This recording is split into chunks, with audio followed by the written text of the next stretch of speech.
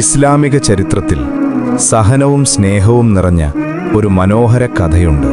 അത് അബൂ സലമ റളിയല്ലാഹു അൻഹുവിൻ്റേതും ഉമ്മു സലമ റളിയല്ലാഹു അൻഹ എന്നവരുടെയും കഥയാണ്.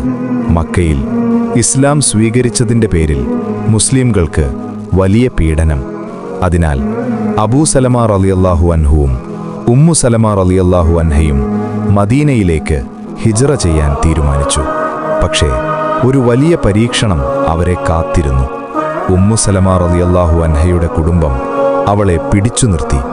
അബൂ സലമ റളിയല്ലാഹു അൻഹു മദീനയിലേക്ക് പോയി. അവരുടെ കുഞ്ഞിനെ അബൂ സലമ റളിയല്ലാഹു അൻഹുവിൻ്റെ കുടുംബം ഞങ്ങൾക്ക് വേണമെന്ന് വാശി പിടിച്ചെടുത്തു. ഒരു കുടുംബം 3 ഭാഗങ്ങളായി വേർപിരിഞ്ഞു.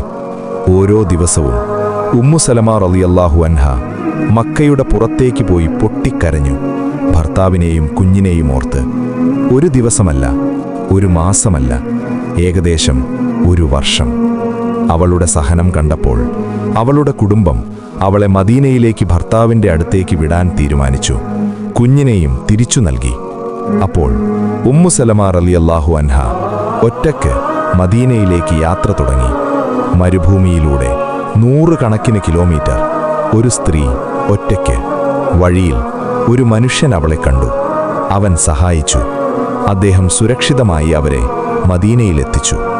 അവിടെ അബൂ സലമ റളിയല്ലാഹു അൻഹുവും ഉമ്മു സലമ റളിയല്ലാഹു അൻഹയും വീണ്ടും ഒന്നായി. പക്ഷേ കുറച്ചു വർഷങ്ങൾക്ക് ശേഷം അബൂ സലമ റളിയല്ലാഹു അൻഹു ഷഹീദായി. അപ്പോൾ ഉമ്മു സലമ റളിയല്ലാഹു അൻഹ ഒരു ദുആ പറഞ്ഞു: അല്ലാഹുവേ, ഈ നഷ്ടത്തിന് പകരം ഇതിലേറെ നല്ലത് എനിക്ക് നൽകണമേ. അല്ലാഹു ആ ദുആ സ്വീകരിച്ചു. ശേഷം അവർ മുഹമ്മദ് സ്വല്ലല്ലാഹു അലൈഹി വസല്ലമയുടെ ഭാര്യയായി. ഈ കഥ നമ്മെ പഠിപ്പിക്കുന്നത് സഹനം, അല്ലാഹുവിൽ വിശ്വാസം എന്നിവ ഒരിക്കലും പാഴാവില്ല. കരുണ പടലിട്ടെ. പടച്ചോൻ നമ്മുടെ ജീവിതം ബറക്കത്തോട് നിറക്കട്ടെ. ആമീൻ. ഇസ്ലാമിക പഠനത്തിനായി ഉടൻ ജോയിൻ ചെയ്യുക.